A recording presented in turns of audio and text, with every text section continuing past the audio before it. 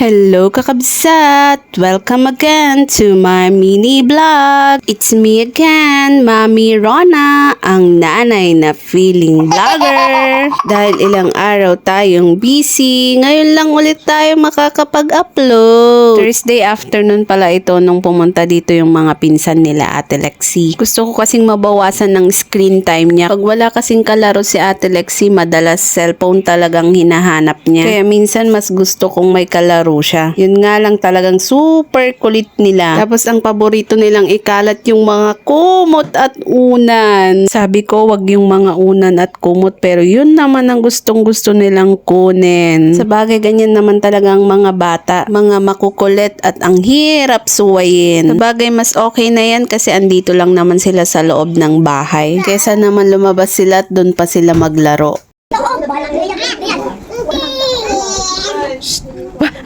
Ganun nga. Ay, sus!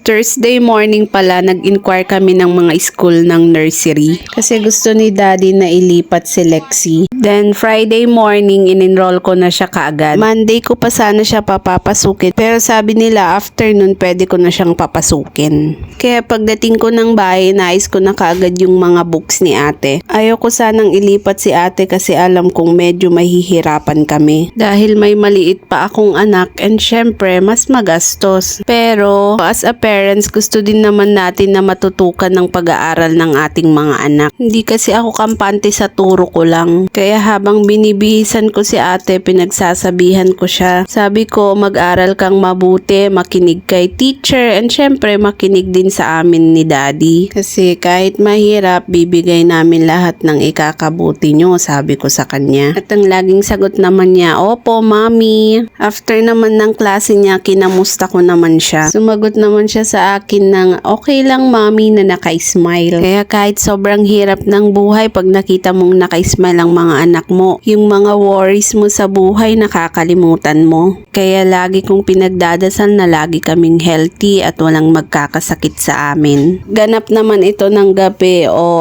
happy ang batang maliit. Nagdadance kasi sila nila mama.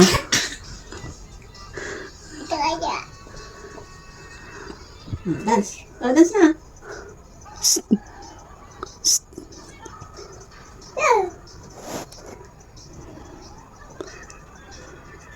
Palanglang damo ni ading mo. Yun lang po for today's video. Salamat po ulit sa panonood.